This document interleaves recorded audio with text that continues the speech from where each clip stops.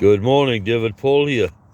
Third attempt to make this video. I don't know what's special about this one. Never mind. My head is all over the place. I'm working hard on Portuguese and I'm also working hard on Tagalog. I'm really very fluent in Tagalog. Well, I am very fluent in Tagalog. I've been doing it so long, but I want to be like native level. And because I'm going to the Philippines very soon, and I'm also banging away at the Portuguese, which I'm pretty good at. I only speak 3 languages, so it's not too bad to be able to make great progress in them.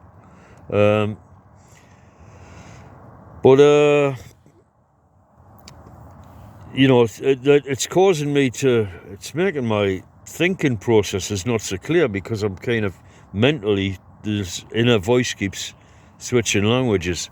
It'll settle down. I think maybe I shouldn't be studying both at the same time, but unfortunately, what can I do? You know, I paid for the Pimsleur app and I want to get the best out of it. We'll see how it goes.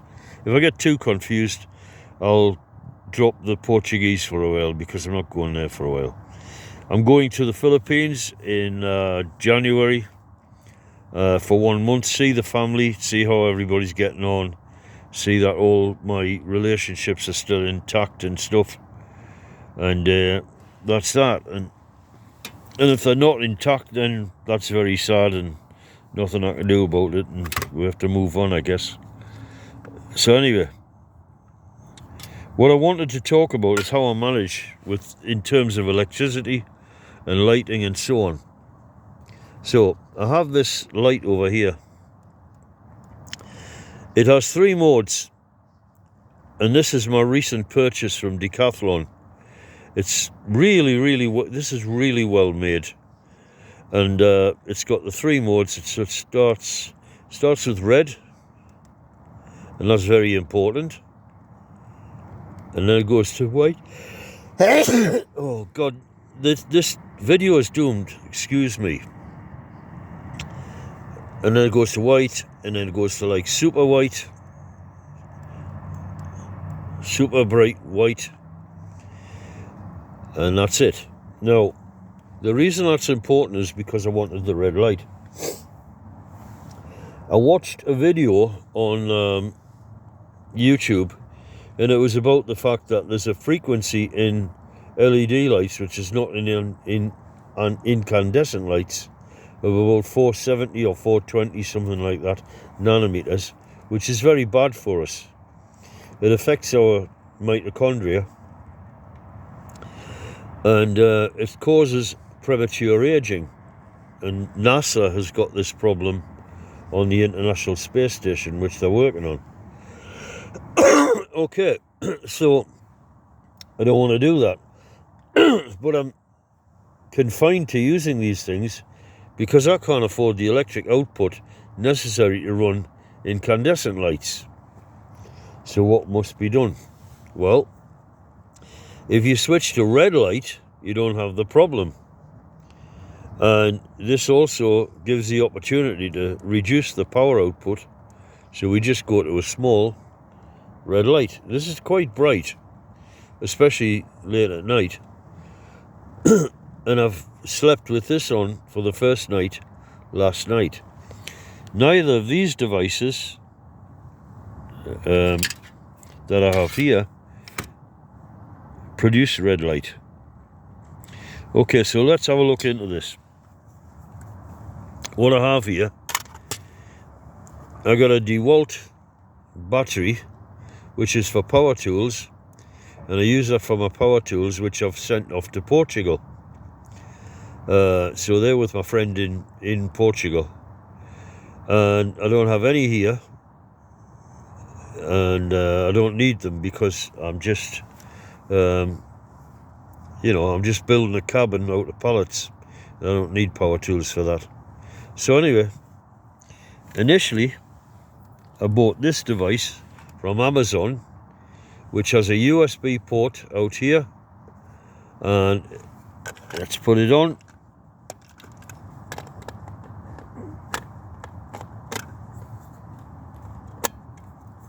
And it also has a light.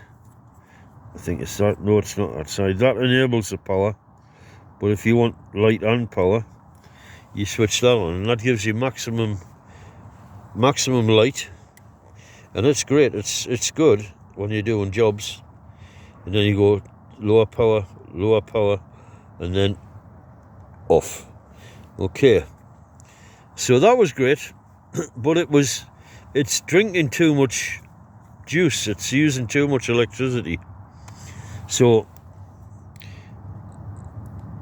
there are 2 bars on the electric there. I've used one, but I used this to charge my phone all day yesterday and last night. So I've effectively had 2 chargings out of 1 bar of the electric, where normally I would have got 1. So why is that?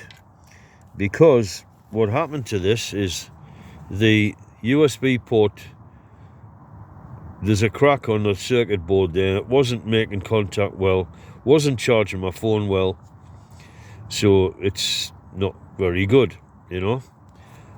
But it has an 18 volt output port here, which might be useful for something.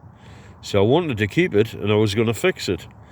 And I waited forever, well, you know, till I got round to fixing it. And it was creating a big problem in my life because I couldn't keep my phone charged. So I said, to hell with it, I'm going to buy a new one, even though it's £20. I'm going to buy another one.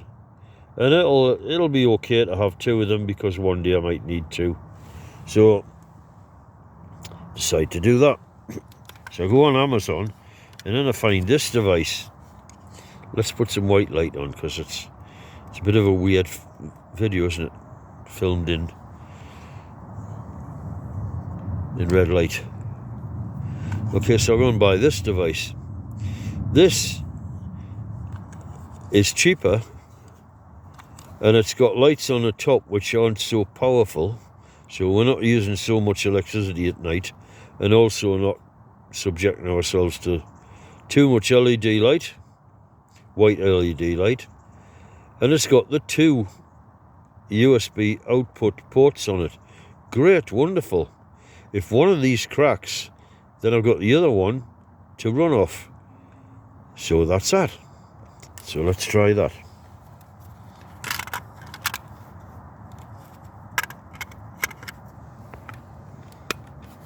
So it's going through a little sort of proving thing, and it decides how much electric is there.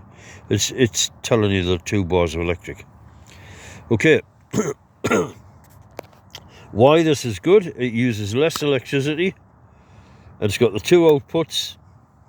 It doesn't have the 18 volt output, but if I need the 18 volt, I've still got the original. So let's put the lights on. There you go. A much lower, more agreeable level of light.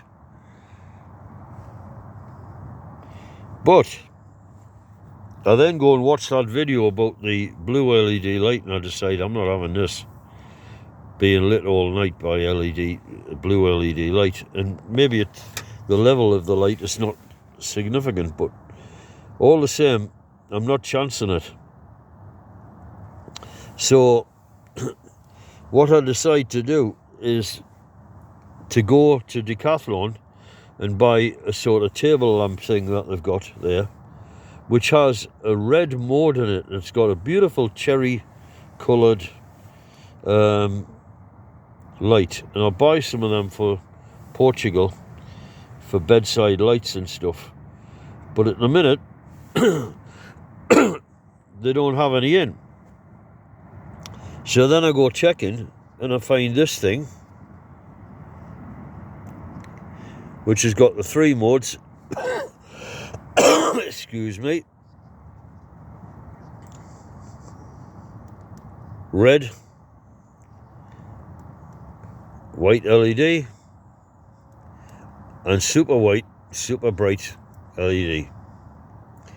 So let's go do that again and get on super bright. Make the film nice and bright.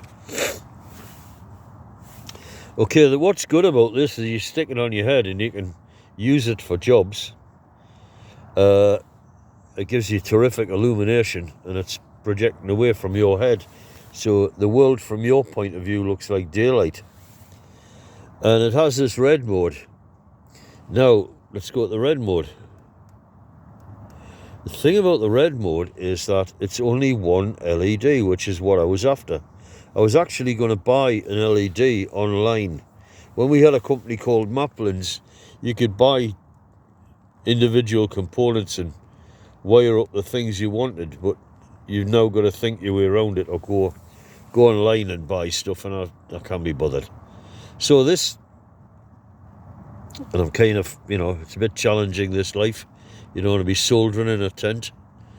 So this thing's got this one LED, and it's using virtually nothing. It's a low energy band gap, and so it uses less energy, and it's just perfect for the job.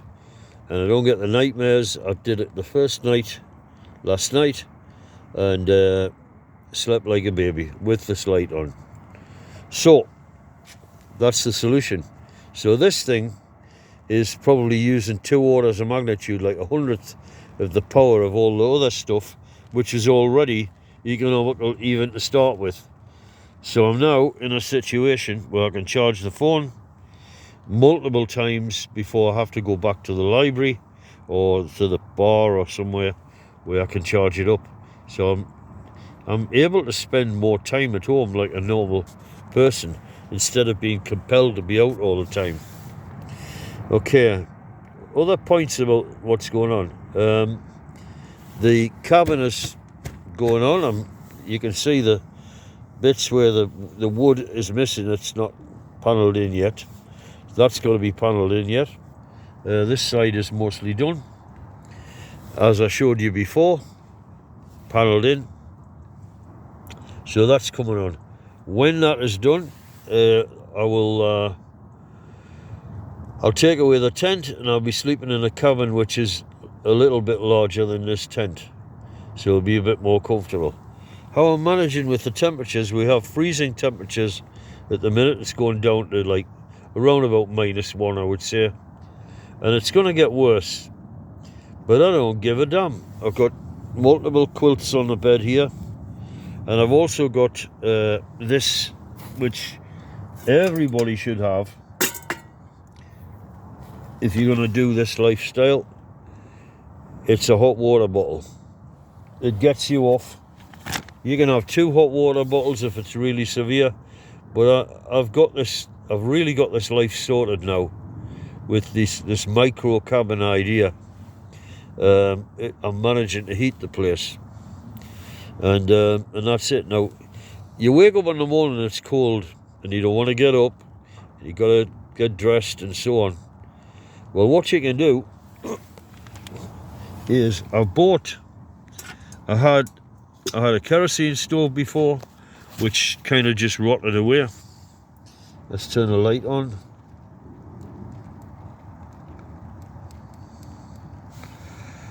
And then I had a gas cylinder and a proper cooker, and that was really wonderful. And that just lasts so long. And that got stolen, and I may buy another one of them, but I doubt it. And then I bought this thing. Now this thing runs on these little canisters, which are in here. Where you go. So you have to buy these. These are about £1.50 each, and that's very expensive. However, you got to realise you've just like eliminated 99% of all the bills by this lifestyle, so you kind of have to suck it up on the price of these. And in a worse situation, when I'm heating bottles and I'm cooking something serious and whatever, I could use one of these in about a day and a half, but mostly they'll last at least 3 days, maybe as long as a week, depending on what I'm doing. So can't complain. Now let's turn it on. So you turn it on, and instantly it heats all the air in the room, and it's just wow, look at that. Or rather feel that, if you could. It's really warm. It's just suddenly really, really warm in here. Just off that. Okay. So it's now going to get too warm in here. And what I can do, turn it down. Bring it down. So when I'm cooking something or making a cup of tea, I use it so it's not licking over the pot, you know, to do it the most efficient. Put my kettle on, so on, make my cup of tea. And the overspill of heat from the cooking is actually keeping the room warm as well. So you're getting 2 for 1 there. But what I can do is, if I want to be on sort of maintenance whilst getting dressed, not a good idea to lie here and go to sleep with this on. Although I have holes in the roof, never mentioned them. I've been getting raided by rats, and that's caused by having food in the tent. So take your food out of the tent during the daytime. In the night time, if they're bothering you, play a video on YouTube for scaring rats away. It's a high frequency signal and it drives them crazy. So I've got the holes in the top which are allowing the air to ventilate. So it's very unlikely that I could suffocate in here. Almost impossible. In fact, possibly better ventilated with the stove on, because the warm air is light and it's flying out the top. Anyway, I'm considering buying one of these gas stoves that runs on this, which has a low oxygen detector and turns itself off, and also probably a carbon monoxide detector. So I can turn it really, really low, like that, and that will keep me snug and warm in here. But not a good idea if you're going to, you know, if the next thing you're going to do is fall asleep, because it's a bit dangerous. So eventually, when I get let's turn it off, so I don't have to think about that now. It's off. The gas cylinder actually disconnects itself every time you stop using it. It's not only switched off, it's even disconnected, physically removed. So what's going to happen in here is I'm going to go and try and get some more wood today, and continue working on the cabin, paneling in and paneling in. And the target is to get rid of this tent and to sleep now in the wooden cabin, which will be pretty. It'll be nice. I love wood, you know. So there's nothing like sleeping in a wood cabin. And I'm going to rig up some kind of heating system in here. It'll be a little stove with 3 candles in it, and that should put enough heat out to make it really snug and warm. And I'm also going to insulate the outside of the cabin with urethane foam board, and that'll be great. You got to look after, it's winter time, vitamin D levels are low, and you got to look after your mental state. And the first time I did this, I was getting like 5 panic attacks in the night, and I was eating crappy food and didn't have any way of cooking and all sorts. It was horrendous. Now this situation is pretty good. I'm actually starting to even enjoy it, because I do enjoy being warm and snug, and I can do that. And there's pretty much nothing that the English climate can throw at me now which can affect me, because I've not minimised this place, I've micronised it. This is the smallest cabin I think I can live in. It's intended to be 7 feet by an airframe, 7 feet by 6 feet. And I've decided, to hell with it, I'm going to make it smaller. I'm going to make it 6 feet by 6 feet, because I'm 5'10", and that gives me space to get the mattress in, and then I'm sorted. and no extra space for anything unnecessary. I'll also be able to sit up in that once I get. It's difficult to sit up in here, but once I get this tent away, I'll be able to sit up, and I'll arrange my situation so I'll be able to have some sort of a seat. I'm going to stick with the A-frame because it's turned out to be awesomely simple to build and awesomely strong. You know, the wind has not affected it or nothing, and I think I've got to respect the reality of the engineering, you know, and try and work with that. At some time in the future I may build a dome, but not at the minute. This is the baby. Okay, so nutrition. You got to watch your nutrition. I've filmed this video 3 times, and I'm having to remember which bits now I've done from each video. So anyway, I'm taking krill oil, which is good for your omega-3 fatty acids, which you really need to keep your brain healthy. Otherwise you're going to have to eat fish all the time, and that's not easy. Glenrick pilchards in tomato sauce, or the baby, really simple if you want to eat fish, but at the moment I can't find any. I just cannot find a retailer that sells the large cans of those, so I'm compensating by taking these. Red krill oil with astaxanthin. I may switch to the normal cod liver oil because I have some powdered astaxanthin myself. This thing, good for your brain. Lithium aspartate, 20 milligrams. Seems a bit high that, but 1 a day. And this is good for preventing dementia. That's the issue about it that interests me at the moment. And also it has a very calming effect. So I find I'm not anxious about a lot of things like I used to be. But one of the reasons why I'm not anxious is the fact that I'm financially stable now. We are, last one is, this is very important if you're going to adopt this lifestyle.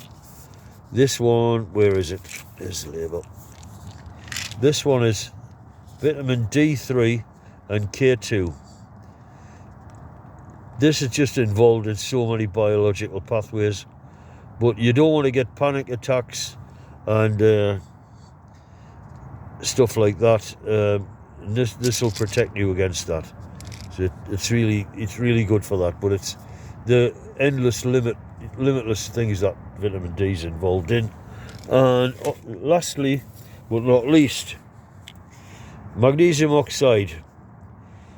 The lowest absorption thing, but I reckon it's good for helping to eliminate oxalates, which is something you don't want. And it's not the it's the cheapest, but it's not the most absorbable. But I reckon that the body will absorb what it wants and leave the rest, and you know, the rest will go out in the toilet. And the reason why you don't want too much magnesium in is because the glycinate, my daughter was having nightmares with that because it crosses the blood-brain barrier. Well, does the blood-brain barrier want to be crossed with excessive amounts of magnesium? There's a certain amount you want and you don't really want any more. So I reckon the body will take what it wants from that. End of story. And that's it. I have a new mattress which I picked up, which is outside, but unfortunately it's been a shower this morning and the damn thing will have got wet and I've got to dry that out again. I keep trying to dry it out, so I'm going to have to buy a transparent top, put it over it and hang it on the washing line and put the top over and get the solar heat to dry it out. And then that'll be in here, and then that'll be another comfort and another development. That I've been given 4 plastic pallets from a company nearby. They've said I can have them, and that's going to be a new floor for the cabin. So I'll be like it won't be possible to have damp rising up. The woodwork will all be fitted together tight, so I won't have any rats raiding me. And that's, another big issue with me at the minute. But I get rid of them at night if I hear them scratching around. I just play. There are sounds to repel rats on YouTube. Switch that on, and within about 4 seconds he's gone, and he doesn't come back all night. And if he does, he gets blasted again with the ultrasonics, and that's rid of him. So that's that. I think that's covered everything at the minute, and soon I'll be going to the Philippines. I'll be making more videos on what I'm up to there, which is not a lot. Family and chickens. So, see you later. Jesus be with you.